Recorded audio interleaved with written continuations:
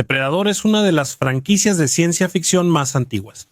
Surgió en la misma época que el legendario Alien y casi de inmediato alcanzó el estatus de culto. Esta criatura nos está cazando a todos nosotros. Depredador combinaba la acción clásica, la ciencia ficción y una atmósfera única de cacería primitiva. ¿Qué pasó? Lo vi. ¿Qué viste?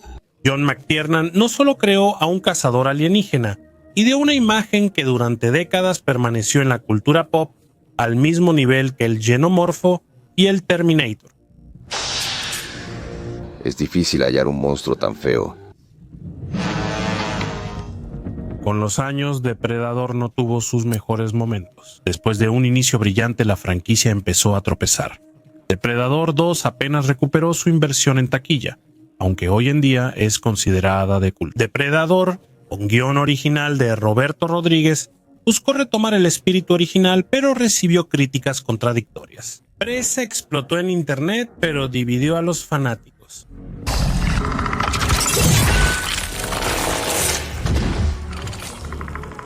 Y Depredador de 2018 fue tan extraño que los espectadores empezaron a preguntarse: ¿acaso entienden lo que están haciendo con el personaje? También hubo crossovers con Alien que también recibieron una reacción mixta. Muchos todavía no los consideran canon, sino más bien como un fanfiction simpático. Y es en este contexto que aparece Depredador, Planeta de la Muerte. Una película que logra lo que la franquicia no había conseguido en muchos años. Ofrece una nueva interpretación, un nuevo tono y dramaturgia, y al mismo tiempo cambia el lore de Depredador a un nivel fundamental.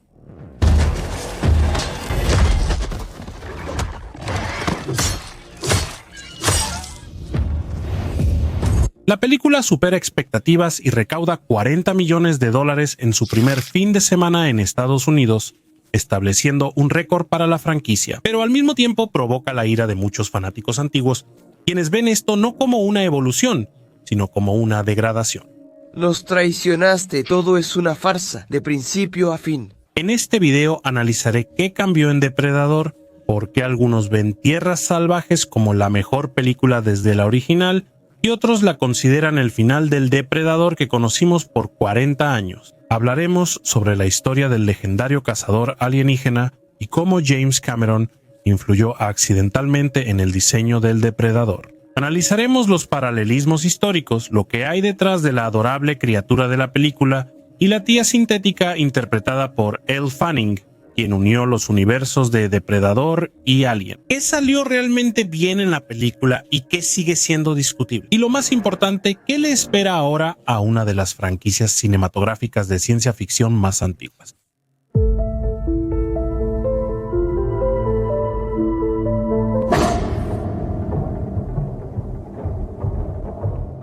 Aunque algunos viejos fanáticos no simpatizan con el nuevo Depredador, sus puntos fuertes son innegables. Si recordamos el exitoso estreno y la gran cantidad de críticas positivas, queda claro que no surgieron de la nada. Por eso, la reseña tendrá dos partes. Primero, analizaremos por qué la película realmente merece elogios, y más cerca del final pasaremos a una crítica justificada y argumentada. Si viste la película de forma negativa, usa los códigos de tiempo para ir directo al análisis de los aspectos negativos. Te sugiero después volver al inicio y considerar los puntos positivos para tener una visión más completa. Si miramos al pasado, la franquicia Depredador comenzó casi por casualidad. Era un proyecto del que nadie esperaba realmente tanto éxito. Basta decir que para John McTiernan, el director de la película, era apenas su segunda película en su carrera. Los hermanos Thomas, guionistas de la película, tampoco eran conocidos y llevaban años intentando vender su guión sin éxito. Finalmente, lo deslizaron bajo la puerta del productor Joel Silver, a quien sorprendentemente le gustó el proyecto. Nadie podía imaginar en ese momento que esta idea resultaría ser tan exitosa y duradera, pero sucedió algo increíble. El proyecto fue un éxito. Y con un presupuesto de 15 a 18 millones, que según los estándares actuales es un presupuesto miserable, con el que ni siquiera se puede filmar un episodio decente de una serie, la película recaudó más de 98 millones. Es decir, superó su presupuesto más de 5 veces. El éxito de la película se debe principalmente a que su idea coincidió con las demandas de su época. El cine estaba entrando justo en la época de la moda por la temática militar y el culto al físico-culturismo. Rambo y Commando ya habían salido. Los héroes musculosos con equipo militar se volvieron comunes.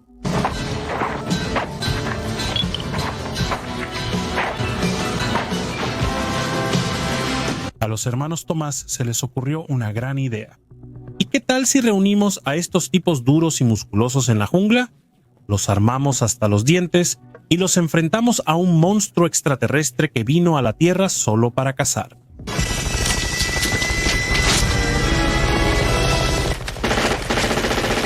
Y esa idea funcionó perfectamente. Ver cómo las personas más fuertes y peligrosas del planeta tiemblan ante una amenaza desconocida era increíblemente emocionante para esa época. Depredador se volvió parte de la cultura popular de inmediato y, como era de esperarse, tuvo una secuela.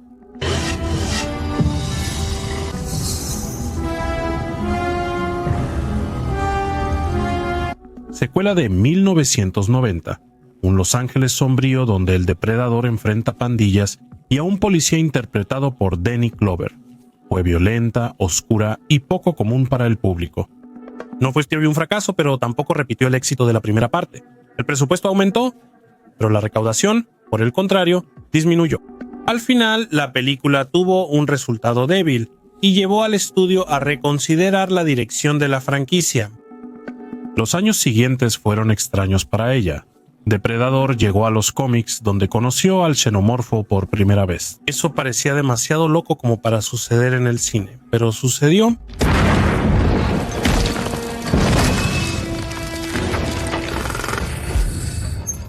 A principios de los 2000 aparecen dos crossovers de Alien contra Depredador. La primera fue criticada por los fanáticos, pero aún así la veían. Recaudó más de 170 millones y demostró que la marca seguía viva. La segunda, Requiem, se perdió en la oscuridad con imagen granulada y dirección rara, pero igual recuperó su inversión en taquilla. Los estudios vieron lo principal: el nombre Depredador todavía vende boletos. En 2010 sale Depredador con un elenco bastante bueno: Adrian Brody, Walton Goggins, Lawrence Fishburne. Un intento de volver a los orígenes, pero ya sin Schwarzenegger. La película recuperó su inversión, pero le faltó la energía primitiva del original.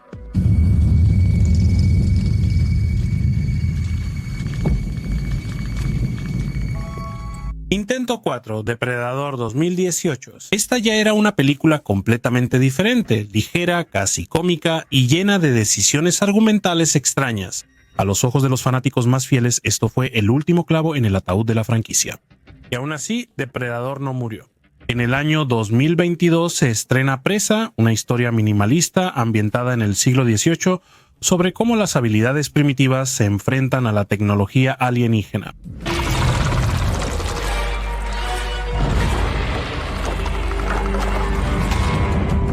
Presa costó aproximadamente 65 millones, sin embargo no se estrenó en cines. Fue un estreno en streaming en Hulu. No hay cifras oficiales de taquilla. Sin embargo, la película se convirtió en el lanzamiento más exitoso en la historia de Hulu, y a Dan Trachtenberg le dieron luz verde, como a una persona capaz de darle nueva vida a la franquicia. En 2025, él lanzó la película animada Depredador, el asesino de asesinos.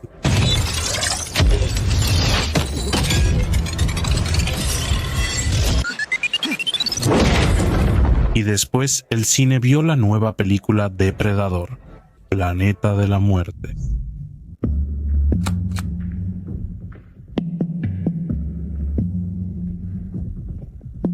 Entonces, ¿por qué la película Depredador, Planeta de la Muerte puede considerarse una etapa que lo cambió todo? Hay varias razones. La primera es que la franquicia volvió a cobrar vida. Después de la última entrega de Depredador, empezó a parecer que la franquicia estaba estancada, porque aunque Depredador recibió en general una buena acogida, en realidad no aportó nada nuevo. La misma jungla, el mismo Depredador cazando. Lo único que cambió fue la época en la que ocurren los hechos. Incluso empezaron a llamar a la película en broma Depredador contra los indios.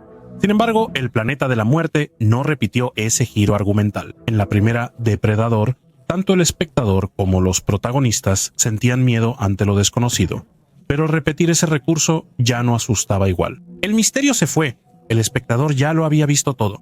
Por eso, Dan Trachtenberg no siguió ese camino.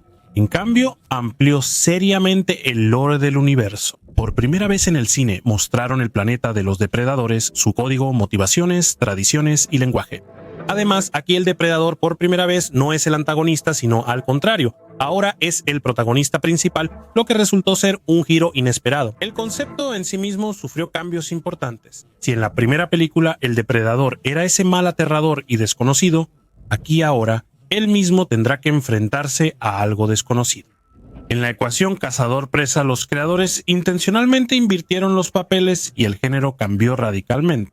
Si la primera película era casi un horror de ciencia ficción, Depredador, Tierras Salvajes es más una road body movie, un género híbrido que combina road movie, donde la acción ocurre en el viaje, y body movie, con dos protagonistas amigos. Estas películas suelen narrar el viaje de dos personajes distintos y cómo evoluciona su relación durante el trayecto. Recuerden, por ejemplo, la típica road body movie Green Book. Es decir, es evidente que Depredador, Planeta de la Muerte, realmente lo cambió todo. Es una película muy diferente. Un experimento así es una empresa bastante arriesgada. Pero inesperadamente a muchos fanáticos de Depredador les gustó.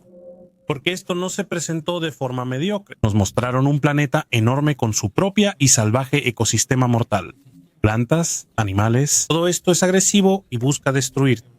A veces se siente un déjà vu, porque el Planeta de la Muerte recuerda a una mezcla de Duna y Pandora de Avatar.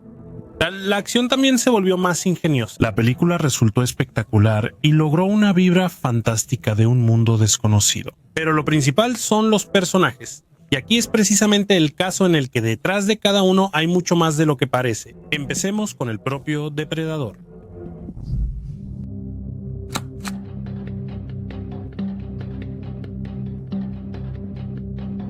La historia del Depredador vale la pena contarla desde el principio, desde el momento en que apareció. Y es curioso que originalmente ni siquiera debía llamarse Depredador. El guión de Jim y John Thomas originalmente llevaba el nombre de Hunter, es decir, cazador. Pero en ese momento en Estados Unidos ya había una serie con ese mismo nombre, y el estudio no quería que hubiera confusión. Por eso al extraterrestre lo renombraron como Depredador, aunque la palabra cazador transmitía con mayor precisión el significado original. El diseño del personaje también es bastante interesante. Curiosamente, la apariencia del depredador fue influenciada por el propio James Cameron, y todo fue completamente accidental. Así ocurrió. La imagen fue creada por el fallecido Stan Winston. Probablemente no hayas escuchado ese nombre, pero en los círculos de la industria cinematográfica, él es una especie de leyenda. Varias veces nominado y ganador del Oscar, es uno de los artistas de efectos especiales y maquillaje más reconocidos. Participó en películas de culto como Alien, Star Wars, Batman Regresa, Parque Jurásico, Inteligencia Artificial, Constantine, Transformers, Iron Man, Terminator y Terminator 2. Stanley Winston diseñó el endoesqueleto de Terminator.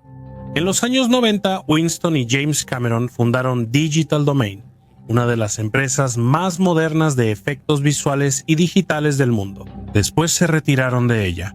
Fue Stanley Winston quien desarrolló el diseño de Depredador. Contaba que volaba con Cameron para hablar de aliens. Sentados juntos en el avión, yo hacía bocetos y dibujaba al Depredador. Y Cameron de repente dijo: ¿sabes? Siempre he querido ver a algo con mandíbulas. Las mandíbulas, también llamadas quijadas, son pares presentes en artrópodos, insectos, crustáceos y ciempiés. A Winston le gustó esa idea, y el Depredador obtuvo esas mismas mandíbulas, una de las características más distintivas de su apariencia. Resulta que, en parte, el Depredador debe su rostro, por así decirlo, a James Cameron. Un monstruo así no se ve todos los días. Sin embargo, lo que le pasó al Depredador después es aún más interesante, porque en gran parte lo que finalmente llegó a ser nuestro personaje se lo debemos a un verdadero caballo negro, la editorial Dark Horse.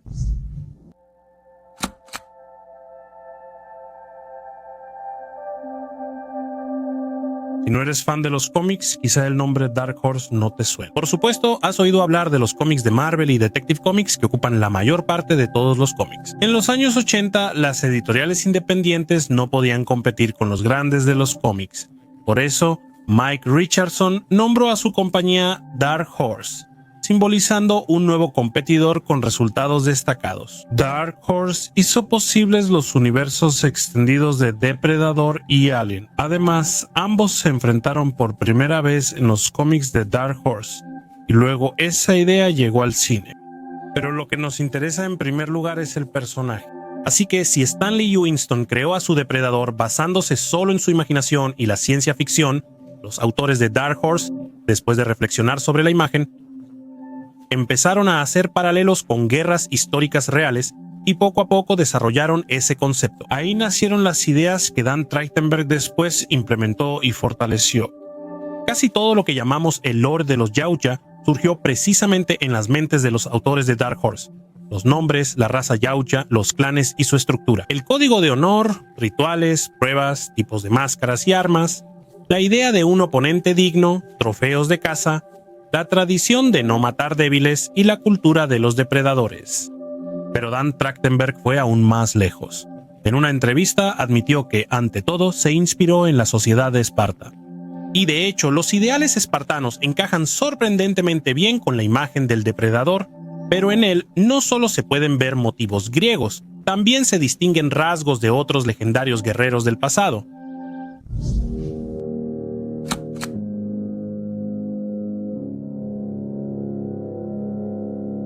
Esparta es el reflejo perfecto para ver a los Yautja.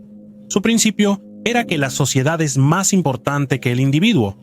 Desde el nacimiento, el niño no pertenecía a la familia, sino al Estado. La leyenda más famosa y oscura de Esparta dice que los bebés débiles o enfermos eran arrojados desde un acantilado. Historiadores debaten si esto ocurrió literalmente. La moraleja es simple.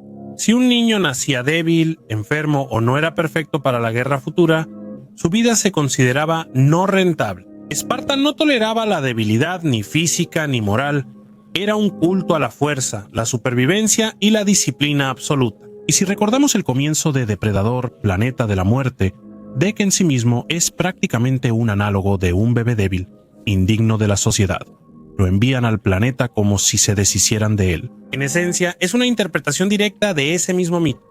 Para los Yautja, la debilidad es una vergüenza, el fracaso es una marca. Si un joven depredador no es lo suficientemente fuerte, le espera el exilio o incluso la muerte. Los rituales y ceremonias de iniciación son similares a la costumbre espartana, donde los niños enfrentaban pruebas de dolor, hambre y frío. Los depredadores eligen cazar bestias peligrosas o enfrentar rivales más fuertes. Si no lo lograste, no eres digno. Incluso el propio principio del enemigo digno es un eco de la idea espartana del honor. Los espartanos podían respetar a un oponente si demostraba valentía. Matar a un desarmado es vergonzoso. Así actúan los depredadores. Desprecian los blancos fáciles. Pero los guerreros espartanos no son la única inspiración. Es completamente obvio que la imagen también fue influenciada por los samuráis japoneses. Basta con mirar este fotograma del depredador de Planeta de la Muerte y compararlo, por ejemplo, con esta imagen. La similitud externa es evidente. Tampoco se puede dejar de recordar el meme sobre la máscara protectora de los samuráis y compararla con la máscara del depredador. O el kabuto casco samurái japonés. Armadura segmentada, adornos rituales y una máscara que vuelve el rostro una mueca demoníaca. El samurái la usaba no solo para protegerse, debía infundir miedo. Era parte de su imagen, una extensión de su espíritu de lucha. De la misma manera, para el depredador, su máscara no es solo tecnología y armadura, sino también parte de su identidad. Por cierto, los samuráis tenían sus propias reglas. El código Bushido o el camino del guerrero es una combinación de disciplina, honor, completa obediencia al deber y la disposición a morir en cualquier momento si así lo exige el servicio. No es casualidad que en Planeta de la Muerte le den una espada al depredador. Es una referencia obvia a la katana japonesa.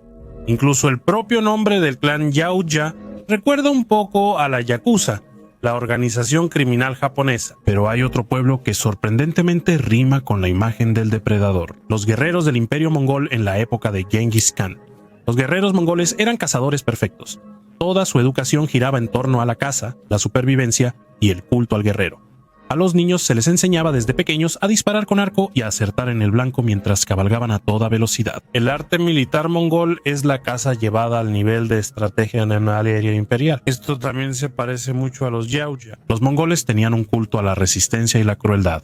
Podían recorrer enormes distancias, sobrevivir en condiciones duras y arreglárselas con recursos mínimos. En ese sentido, el depredador es el mismo espíritu de la estepa, solo que trasladado al espacio. Y por último, de nuevo la similitud visual. Máscaras mongolas, adornos de guerra, tótems chamánicos. Como confirmación de esto, se puede mencionar el hecho de que en el tráiler muchos reconocieron de inmediato al grupo de folk mongol The Who.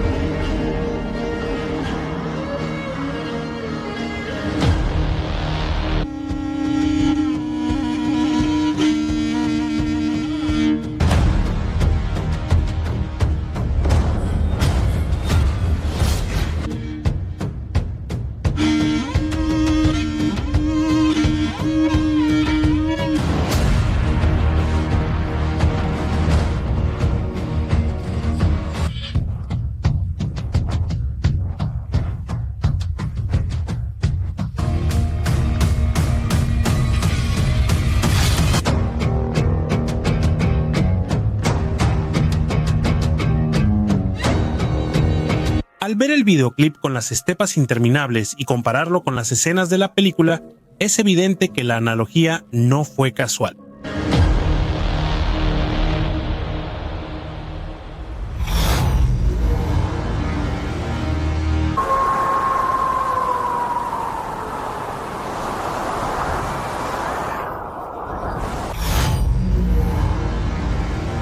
Los motivos musicales que suenan en la película claramente hacen referencia al folk mongol. Como ven, la imagen del extraterrestre mezcla varias capas culturales. Pero Depredador no es el único personaje interesante de la película. Para muchos, la androide tía interpretada por Elle Fanning resultó aún más atractiva.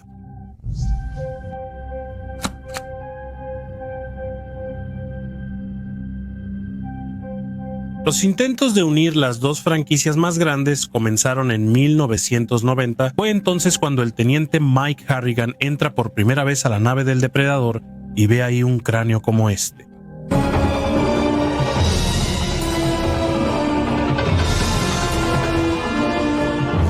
Es decir, de hecho, la conexión entre estos universos ya se insinuó en la segunda película.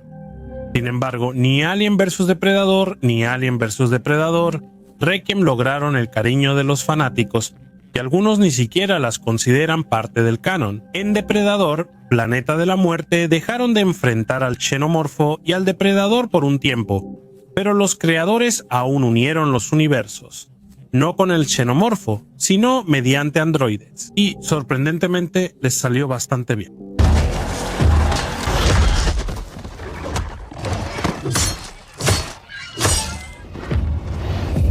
Según la trama, Tia es un modelo de investigación de nueva generación creada para sobrevivir en condiciones extremas y realizar investigaciones en planetas hostiles.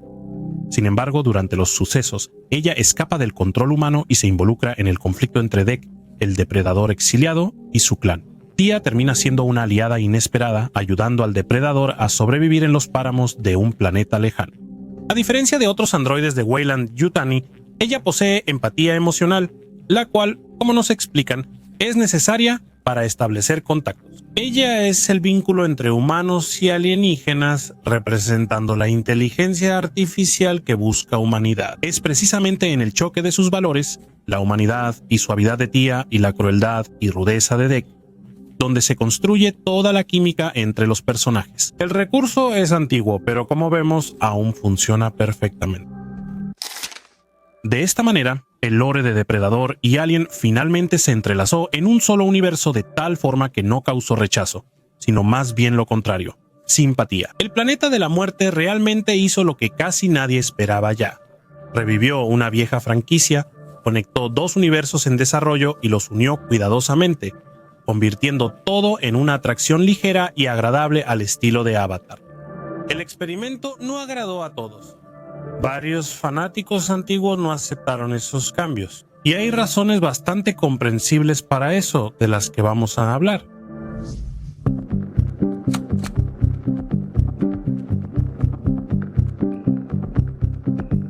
Las razones del descontento de los viejos fanáticos son comprensibles y explicables. Y si tuviera que describir el problema de la película con una sola palabra, esa palabra sería Disney. El asunto es que la compañía Disney hace mucho dejó de ser un estudio inofensivo y amable que producía caricaturas. Actualmente es un depredador en la industria cinematográfica con una política de adquisiciones agresiva. Actualmente Alien y Depredador pertenecen a Disney, lo cual es más relevante de lo que aparenta, ya que Disney es más que una empresa.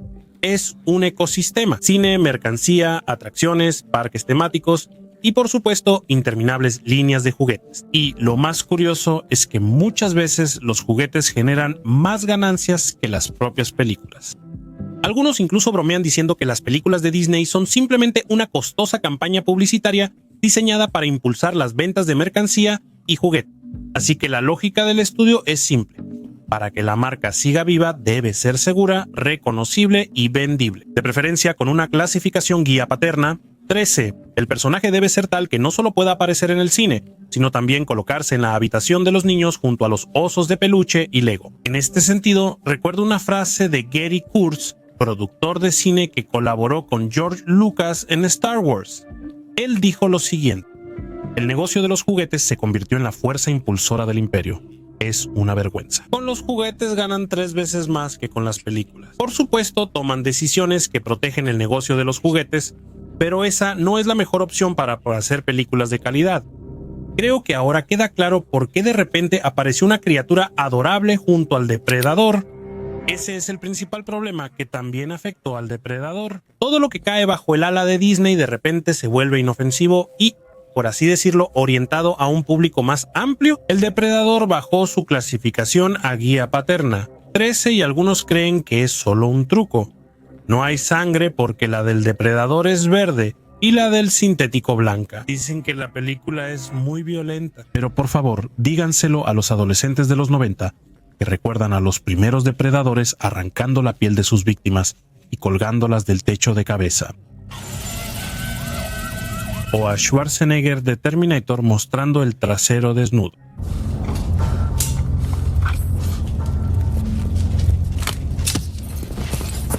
Cortándose la mano para arrancarse la piel y mostrar la mano metálica.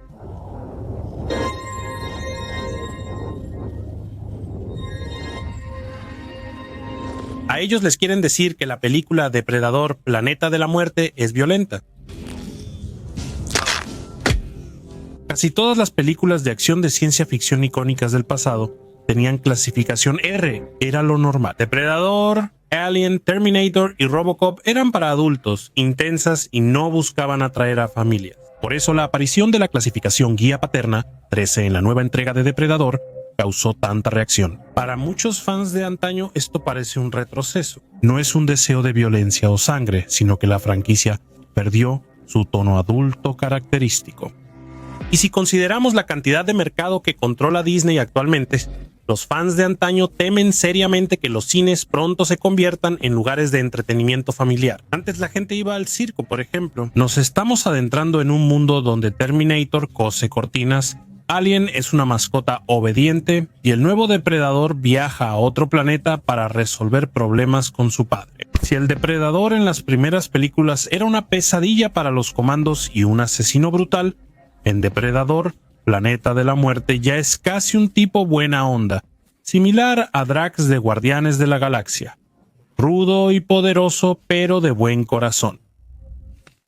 A pesar de que a la mayoría de los espectadores el nuevo Depredador sí les gustó, esto se nota tanto en la taquilla como en las reseñas, también hay quienes lo rechazan de plano. Ambas reacciones son comprensibles. La película realiza acciones que muchos fans ven como blasfemia. Su tono es más suave, la clasificación más baja y tiene más aventuras que terror. A la vez, logra lo que la franquicia no había conseguido en años. Devuelve al depredador al centro de atención. Vuelve a captar el interés, recauda dinero y genera controversia. Se puede debatir sobre las decisiones artísticas, la fórmula de Disney, el cambio de estética, y eso está bien. Pero hay un hecho que es difícil de ignorar. La franquicia, por primera vez en muchos años, no solo existe, sino que también está evolucionando. Quizá no de la manera que quisieran los viejos fanáticos, quizá en las nuevas condiciones que dicta la industria, pero aún así. Sí, perdimos esa atmósfera de casa de los años 80, Depredador ya no es ese horror bárbaro nocturno que fue para la generación que creció en las videocaseteras, pero la alternativa es simple y mucho peor: el completo olvido. Si tengo que elegir entre el olvido y una nueva vida, aunque no sea como quisiera, prefiero lo segundo.